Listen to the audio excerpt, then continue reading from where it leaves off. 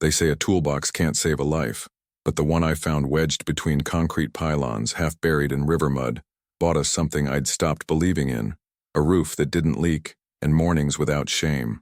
My daughter Maya slept wrapped in 2 coats that November night, her breath clouding under the overpass while trucks hammered past overhead. I'd lost the apartment 6 weeks earlier, rent arrears, a layoff, pride that kept me from asking for help until it was too late. The shelter had a 2-week wait list. We had a shopping cart, 3 blankets, and each other. The toolbox sat there at dawn, green paint flaking, hinges orange with rust. Someone had abandoned it, or the river had carried it downstream during the last flood. Inside, a hammer with electrical tape around the handle, wrenches caked in grease, screwdrivers, a handsaw with teeth still sharp, and beneath the bottom tray, wrapped in oilcloth, a letter on yellowed paper and a folded property deed. To whoever finds this, the letter began, I built that house with these tools. If you need it more than I did, it's yours now. The taxes are paid through next spring. After that, you're on your own. The deed listed an address 40 miles north, a rural route number, no street name. The house was described as 1 story, wood frame, as-is condition, value, minimal, no mortgage, no liens mentioned, just a notarized signature from 1987 and a stamp that looked legitimate. Maya stirred awake, her eyes finding mine. Dad?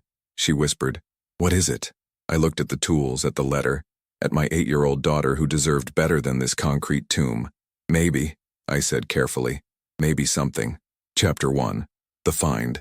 The toolbox felt heavier than it should have as I carried it up the embankment, Maya trailing behind with our cart.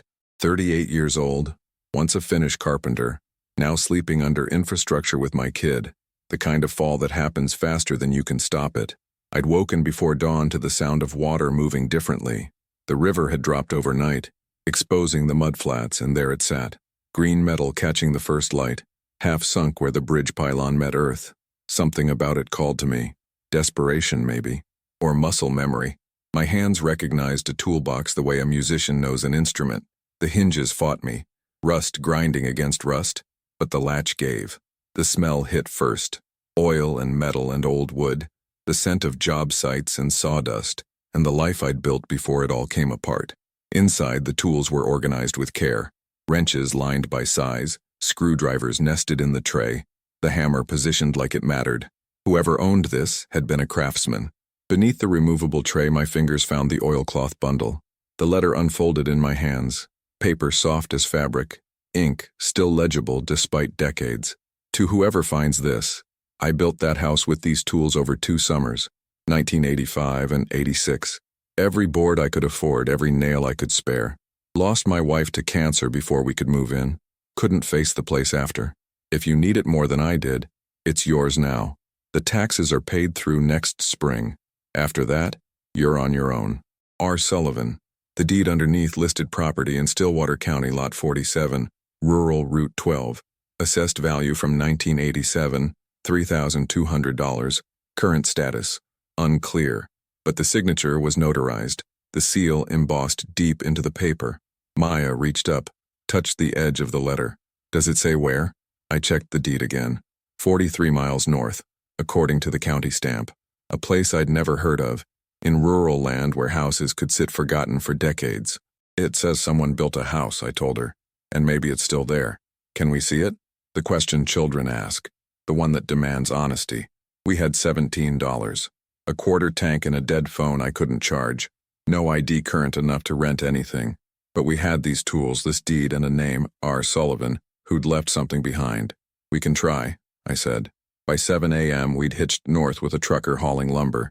He dropped us at a rural junction where farmland stretched flat and endless. The property office was a brick building downtown, 3 blocks past the feed store. The clerk, a woman in her 50s with reading glasses on a chain, studied the deed like it might be counterfeit. Sullivan, she said slowly. Robert Sullivan. Died in 89, I think. This deed, it's legitimate. Property's still listed under his name. Taxes, she typed, frowned.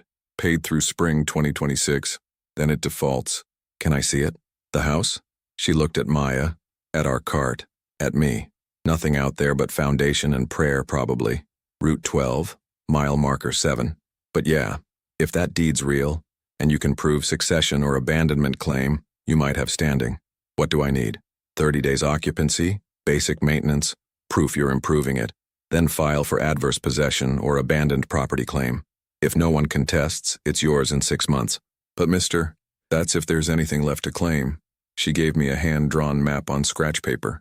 Maya held my hand as we walked out, the toolbox swinging between us. By afternoon, we'd followed dirt roads to mile marker 7. The driveway was 2 ruts in tall grass barely visible, and at the end past wild sumac and collapsing fence. A house, 1 story, wood frame, roof sagging in the middle, porch listing like a ship taking water, windows intact but filthy, door hanging crooked on 1 hinge, but 4 walls, a roof, a structure that had been someone's dream once. Maya squeezed my hand. Dad? I set the toolbox down on the porch. The boards creaked but held. Inside, through the grimy window, I could see empty rooms waiting. No furniture, no copper stripped, just space and possibility and the ghost of Robert Sullivan's labor. Yeah, I said. Let's see if it'll have us. Chapter 2. First night. The door opened with a shriek of warped wood scraping concrete. The smell rolled out. Mildew, dust, animal nests, and beneath it all something older, like aged lumber and forgotten time. Maya stayed close behind me as we stepped inside. The main room stretched 15 feet across, bare wood floor buckled in places, water stains mapping the ceiling, wallpaper peeling in long strips. A stone fireplace occupied the far wall, its chimney intact but the hearth filled with leaves and debris. 2 doorways led deeper, one to what looked like a bedroom, another to a kitchen space with a rust-stained sink. No electricity, no running water. The September cold seeped through gaps around the windows, but we had shelter. I set the toolbox on the floor, its metallic thunk echoing in the empty space. Maya explored carefully, her footsteps tentative on the uncertain boards. In the bedroom she called out, "Dad, there's a mattress." Just a bare box spring and frame spotted with water damage but structurally sound. Better than concrete. "We'll clean it," I said. "Make it work." I spent the first hour checking the bones of the place. The foundation, concrete and river stone, still solid despite settling. The roof had 3 visible holes, but the framing underneath looked repairable. The plumbing was dead, pipes probably frozen and burst years ago, but the well pump outside, when I cleared weeds away from it, had a handle that still moved. Maya gathered kindling while I cleared the fireplace.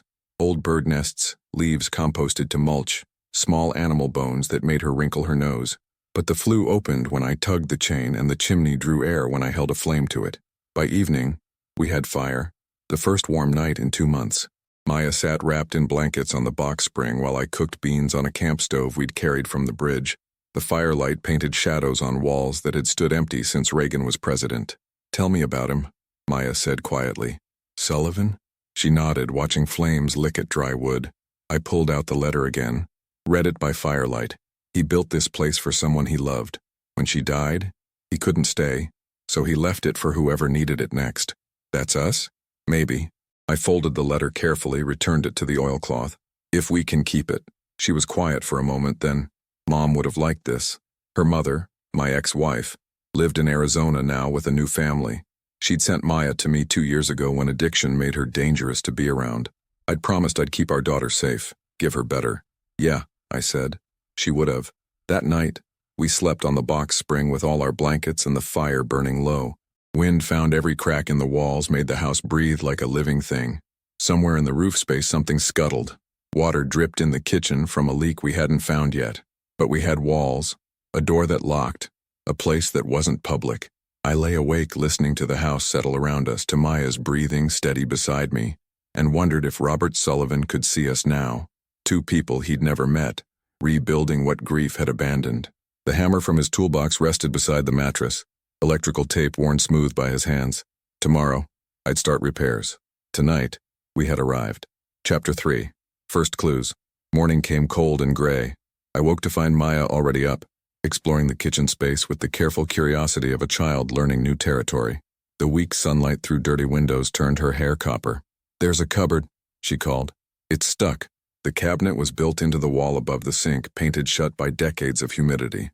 I worked the hammer's claw around the edges, breaking the seal carefully until the door swung open. Inside, 3 canning jars, empty but intact.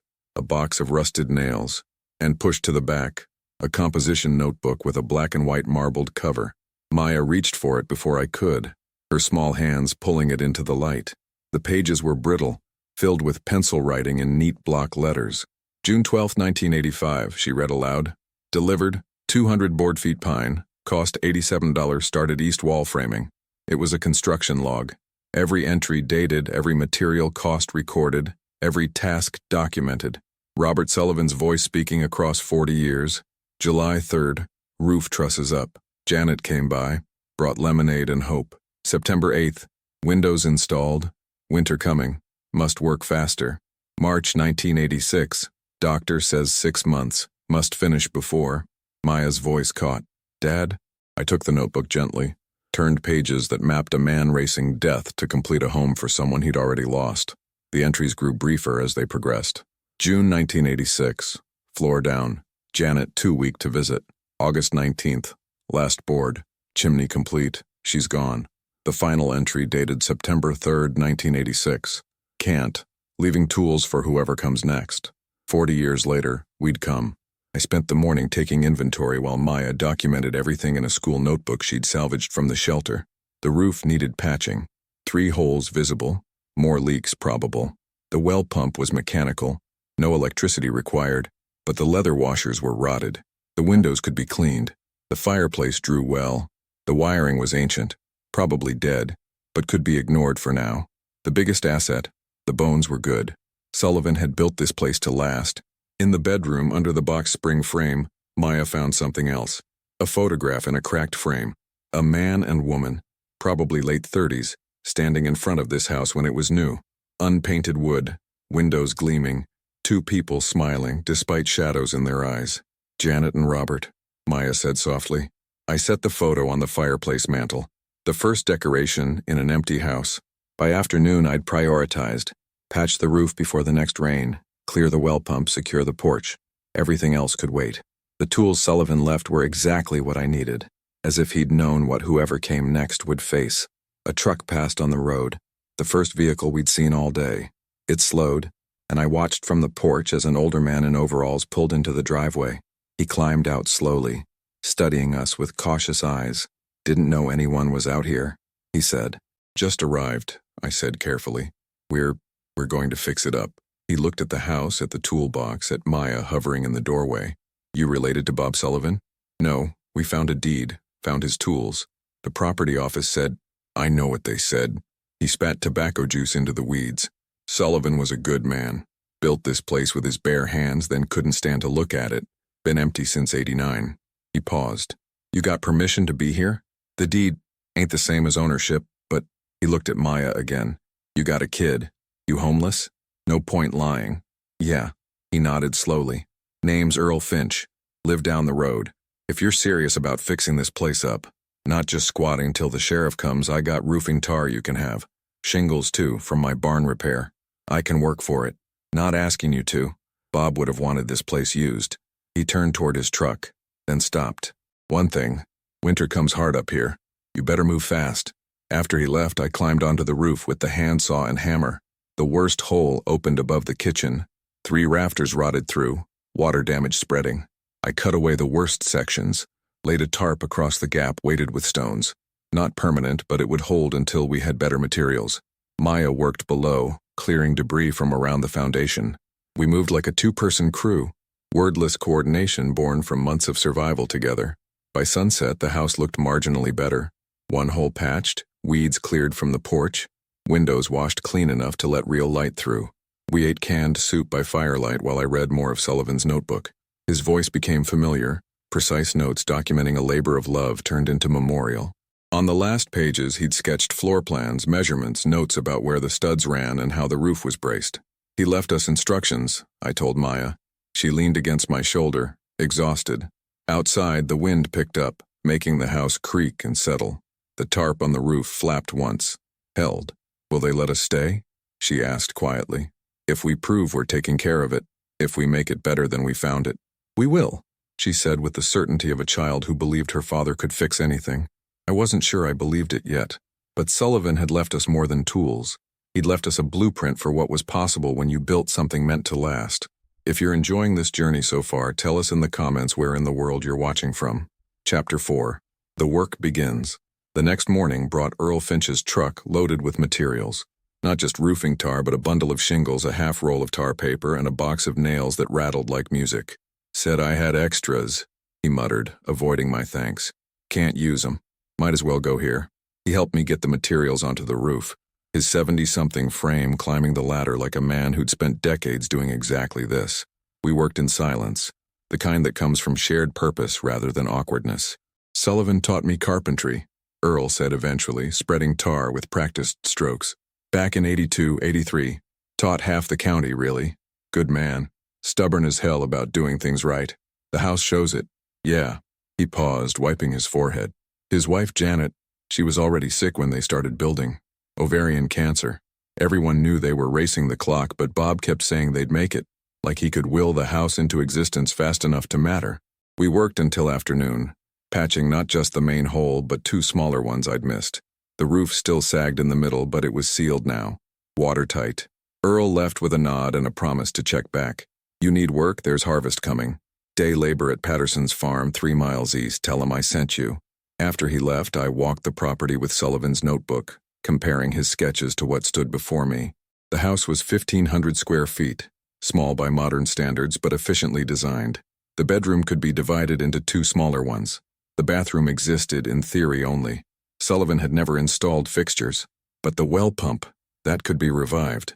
I spent 2 days rebuilding the leather washers from a piece of belt Maya and I had scavenged from the bridge camp. Old-school mechanics, the kind my grandfather had taught me. Slice the leather, wet it, shape it, let it dry, compressed. By the 3rd morning, the pump handle moved smoothly and water, cold, clear, tasting of minerals, poured from the spout. Maya shrieked with delight, catching it in her cupped hands. We have water, not indoor plumbing, not yet, but water we didn't have to carry from the road, water that was ours. I rigged a wash station outside using a salvaged bucket and a length of hose from Earl's donation pile.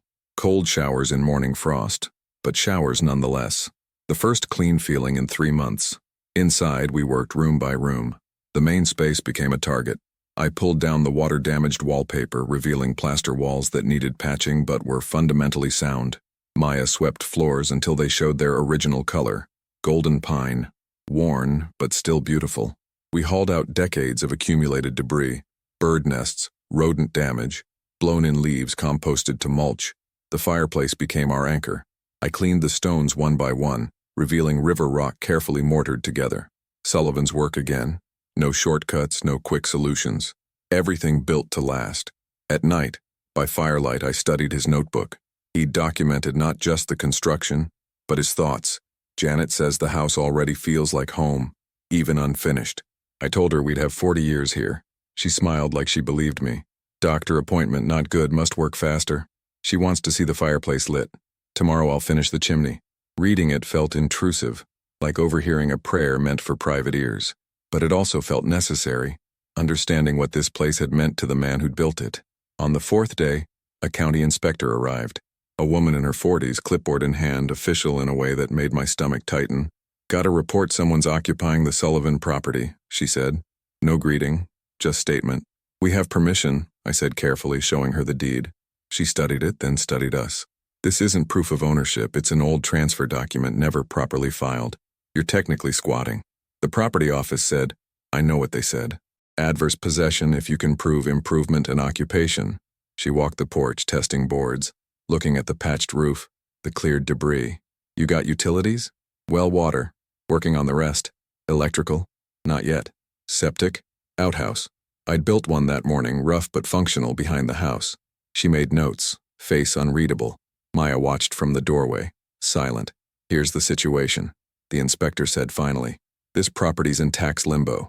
Taxes were prepaid through spring like your deed says. After that, it defaults to the county. If you can prove residency and improvement by then, you can file a claim. County'd rather see it occupied than demolished. But you need working utilities, safe structure, and proof you're actually living here, not just camping. We're living here.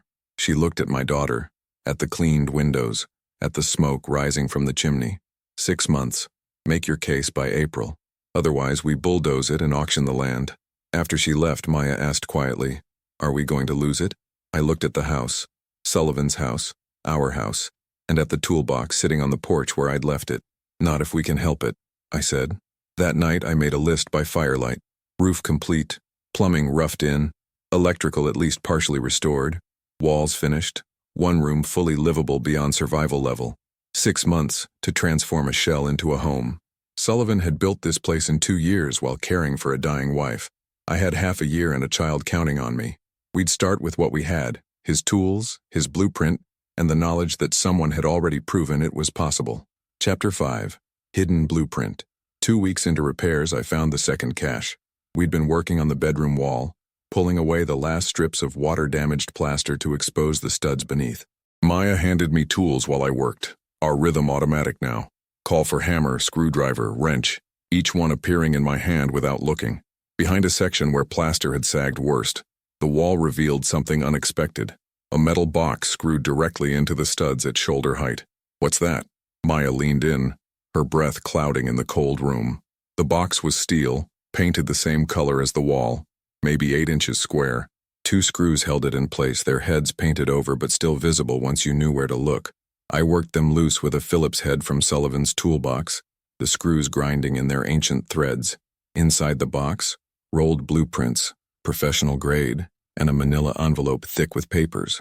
The blueprints unrolled on the floor showed this house in detail, not Sullivan's rough sketches from the notebook, but architectural drawings with measurements, material specifications, and building codes annotated in the margins.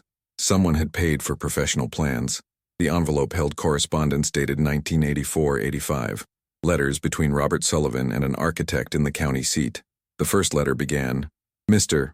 Sullivan, regarding your request for home design suitable for single-story accessibility and medical care space." Maya read over my shoulder. Medical care space? The plans showed modifications we hadn't seen. A bathroom with wide doors, grab bars marked in the walls, space for a hospital bed in the master bedroom. Sullivan hadn't just built a house. He'd built a place where his dying wife could live comfortably in her final months. The later letters grew more urgent. "Mr. Sullivan, I understand the timeline has accelerated. Attached are revised plans you can build in phases. Complete the shell and essential rooms first. Per your request, I'm including alternative finishes that can be installed without professional help." The final letter, dated August 1985, enclosed a bill marked "Paid in full $450 with a handwritten note. "Bob, complete what you can. She'll know you tried. Monsieur Peterson, Architect." Beneath the letters, a different document. A survey map showing not just this lot but the 2 adjacent parcels. Both marked Sullivan. 3 lots total, 15 acres combined. "Dad," Maya whispered, "does this mean—" I checked the deed against the survey. The deed listed lot 47. The survey showed lots 47, 48, and 49, all in Robert Sullivan's name from a 1984 purchase. He'd owned 3 times the land we thought, which meant somewhere in county records 2 more deeds existed, or the property had been consolidated or it had defaulted differently. I needed to check. The blueprints also showed something else. A crawl space entrance under the porch, marked on the plans but not visible from above. I grabbed a flashlight from our gear and went outside, Maya trailing behind. The porch had lattice along its base, decorative and rotten. I pulled away a section and shined light underneath. There, a wooden door set into the foundation secured with a rusted hasp but no lock. "Stay here," I told Maya. The door opened with a groan. The crawl space smelled of earth and stone, but it was dry. My light swept across bare ground, foundation supports, and against the far wall. Stacked materials covered with tarps. I crawled forward on elbows and knees, adult body not meant for spaces this low. Under the first tarp, lumber, hardwood boards, still wrapped, untouched for decades. Not dimensional framing lumber, but finish wood, oak, maple, cherry. The second tarp covered boxes labeled in Sullivan's handwriting, bathroom fixtures, cabinet hardware, interior doors. He'd bought materials for the finishing work and hidden them here, protected, waiting for a future he'd never see. I backed out into daylight where Maya waited. "He left everything," I said quietly. "Everything needed to complete the house." That afternoon, we hauled materials into daylight. 300 board feet of hardwood, a cast iron pedestal sink still in its box, door hinges, window trim, tile for the bathroom floor, protected in wood crates, all stored carefully, preserved against time. At the bottom of the stack, another notebook. This one leather-bound, pages filled with Janet Sullivan's handwriting. May 1985. Bob insists we'll move in by summer. I don't have the heart to tell him what the doctors said. Let him have hope. July 1985. He works sunrise to sunset. Comes home exhausted but won't slow down, says love is built with hands. October 1985. Too weak to visit the house anymore. He brings me photos. It's beautiful. I wish I could have lived there with him. The final entry, dated March 1986. If whoever finds this place asks why he built it, tell them he built it because even when you know the ending, you finish the story. Tell them we had love, and that's enough. I sat on the porch holding Janet's journal while Maya sorted the recovered materials. Around us, Sullivan's half-finished dream waited, bones exposed, spaces unfilled. But now we understood what we'd inherited. Not just a shelter, but a testament to building something permanent against impossible odds. Earl Finch's truck pulled up the driveway. He climbed out, saw the materials spread across the yard, and stopped. Hell, he said softly. I wondered what happened to all that. Bob bought it before she died, hid it so it wouldn't hurt to look at. It's all here. Everything. Earl walked the stacks of lumber, touching boards with a craftsman's reverence. This is good wood, better than anything you can buy now. He was going to make this place perfect for her. He paused. Now you get to finish it. I don't know how to do half this work. Sullivan's blueprints will show you, and I'll help where I can. Rest you learn by doing. Same way Bob did. He squinted at the sun, already low on the horizon. Winter's coming, though. You better work fast. That night, by firelight, I laid out Sullivan's professional blueprints next to his working notebook. Between them, a map for transformation, from survival shelter to completed home. We had materials, tools, and instructions left by a man who'd built this place as an act of love. 6 months felt possible now. Not easy, but possible. Maya fell asleep while I studied the plans, her breathing steady in the cold room. Outside, the wind moved through gaps we'd seal tomorrow, through spaces we'd fill with Sullivan's hidden wood, with work that would prove this house deserved to stand. Janet's last entry echoed in my mind. Even when you know the ending, you finish the story. We'd finish this one. For Sullivan. For Janet. For the daughter sleeping beside me who deserved walls built with permanence, not desperation. The hammer rested beside me, tape worn by the hands of a man I'd never meet but whose work I'd complete. Chapter 6. The Storm. The first snow came in early November, light flakes that melted on contact but promised heavier weather ahead. I'd been working 12-hour days racing winter, hardwood flooring in the main room, bathroom roughed in, electrical wiring at least mapped if not fully functional. Maya helped where she could, holding boards steady, passing tools, sweeping sawdust that accumulated faster than we could clear it. The house transformed around us. Walls went from bare studs to finished plaster. Windows got trim, Sullivan had cut but never installed. The bathroom took shape. Pedestal sink bolted to the wall, clawfoot tub positioned where the blueprint specified. No running water yet, but the bones were ready. Earl came by twice a week teaching me what he'd learned from Sullivan, how to scribe trim to imperfect walls, how to hang doors so they'd swing true in any season, how to read wood grain before cutting. His lessons were brief, practical, delivered while working. Bob would have done it like this, he'd say, demonstrating. Then he'd hand me the tool and watch while I tried, correcting only when necessary. We had heat, the fireplace drew perfectly, and I'd scavenged a wood stove from a demolition site Earl mentioned. We had water from the pump outside. We had progress, but we didn't have time. The second county inspection came on a gray afternoon. Same woman, same clipboard, different tone. You're behind schedule, she said, walking through rooms still unfinished. It's November. You needed to be further along. We're working every day. I see that, but you need this place habitable by spring. Habitable means heat, water, sanitation, and safety. You've got 1 of 4. She tapped her pen against the clipboard. I'm sympathetic. I am. But the county can't extend exceptions indefinitely. Something comes up. Storm damage, injury, any kind of code violation. And we have grounds to condemn it immediately. After she left, I sat on the porch with Sullivan's notebook. Maya appeared beside me, silent. Are we in trouble? She asked. We need to work faster. We're already working all the time.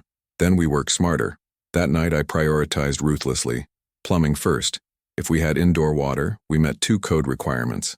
Heat second. The wood stove counted, but it needed proper venting. Electrical third. Even partial would satisfy inspectors. Finish work could wait. The storm hit 3 days later. It started as rain, steady November cold that found every gap we hadn't sealed. By afternoon, the temperature dropped and rain became sleet, then snow. Heavy, wet snow that accumulated fast. By evening, 8 inches covered everything, and the wind rose to something predatory. Inside, the house groaned. The half-finished roof, patched but not reinforced, flexed under weight. Snow found its way through vents, around windows, through the chimney space we hadn't properly capped. The tarp I'd laid over the unfinished bathroom ceiling pulled loose and snow drifted into the space below. Maya huddled by the fireplace while I tried to secure what I could. The wood stove roared, keeping the main room warm, but cold air poured in everywhere else. Around midnight I heard it, a crack like a gunshot from the roof. I grabbed a flashlight and climbed the ladder, snow blinding, wind brutal. A section of roof where the patching met the old structure had split under snow weight. The tarp flapped wildly, snow pouring through the gap into the bedroom below. I couldn't fix it in the dark, couldn't fix it in this wind, could only watch as the storm undid a week's work in minutes. By morning, damage assessment. The bedroom ceiling partially collapsed. Snow piled inside, water damage spreading where snow had melted. The bathroom, nearly finished, soaked and ruined, plaster cracked, floor warped. Maya cried quietly while I surveyed the wreckage. 6 weeks of work undone in one night. Earl arrived by mid-morning, his truck grinding through snowdrifts. He walked through the damage without speaking, then turned to me. "This is bad," he said. "No sugarcoating, but not catastrophic. Roof's compromised but fixable. You lost time, not the house. We don't have time to lose." "No, but Sullivan built good bones. That's what saves you now." He looked at the collapsed ceiling, at the warped floor. "You're going to need help. Real help, not just me checking in. I can't pay. Didn't ask you to, but pride's going to kill this project faster than weather."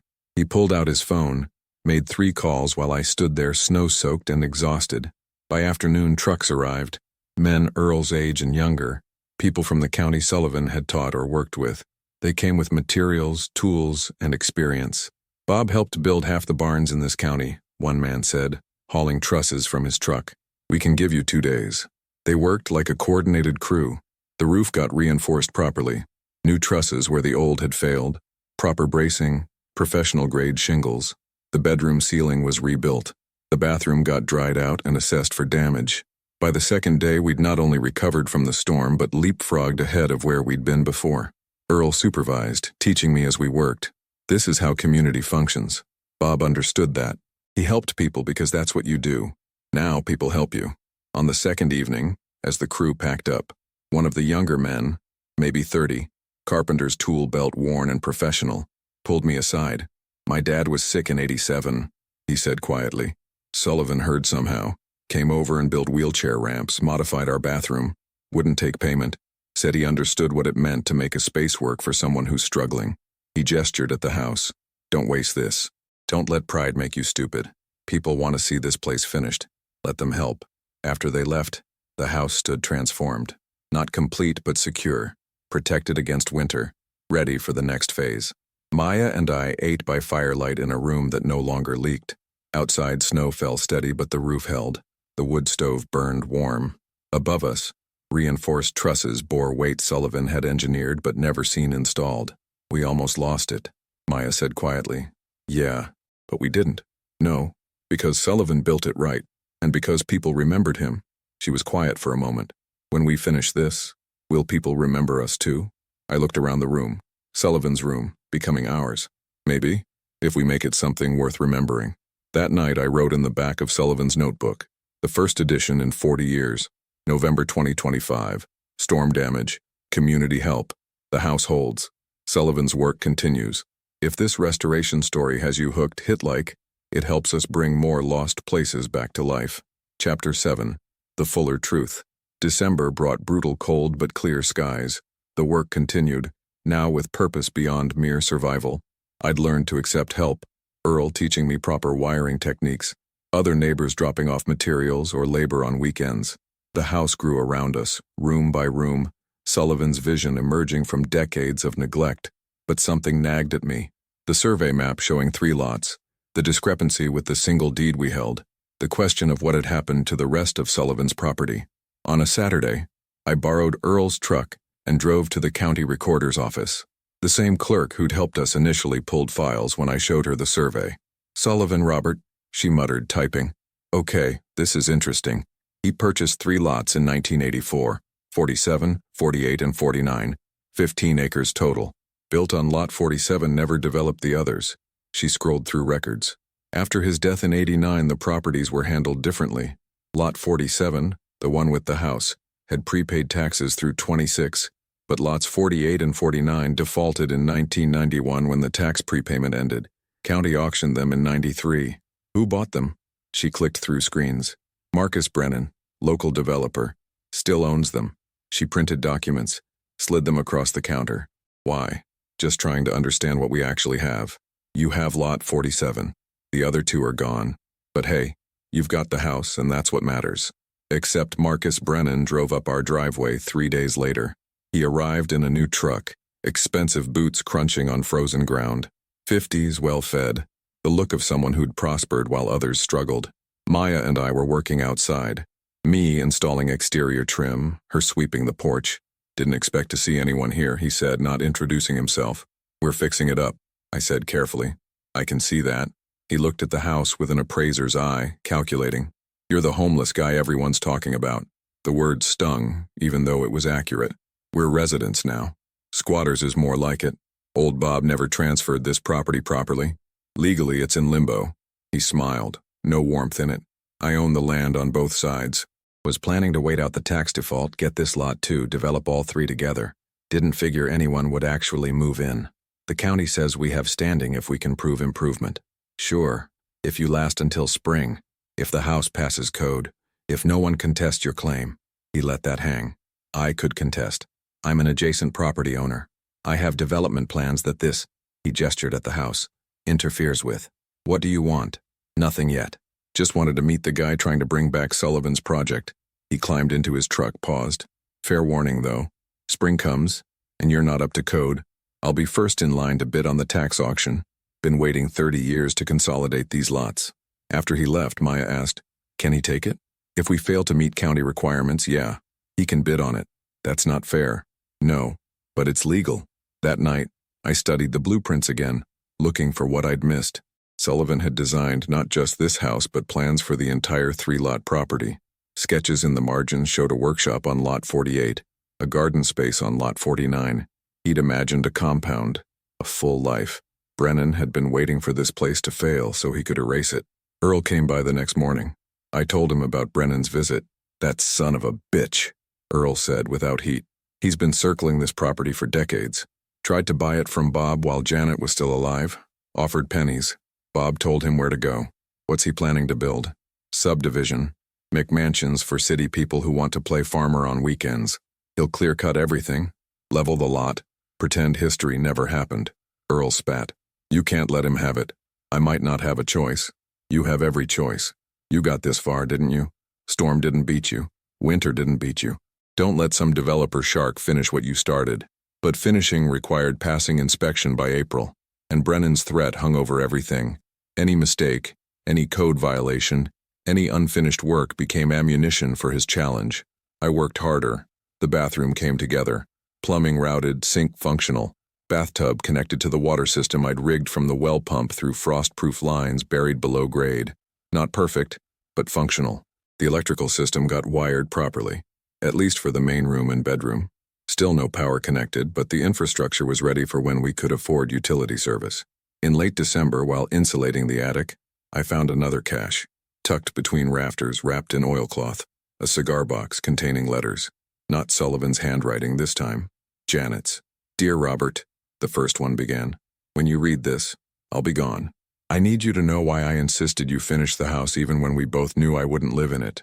The house isn't for me. It's your proof that love builds something permanent, that even terminal illness can't stop 2 people from creating something lasting. Don't abandon it because I'm not there. Let it stand for what we had." The letters continued, one for each month she'd known she was dying. Instructions, encouragement, memories. The last one dated a week before her death. "If you can't finish it, leave it for someone who needs it. Leave the tools, the plans, the materials. Someone will come who needs shelter and purpose as much as you needed this project. Let them finish what we started.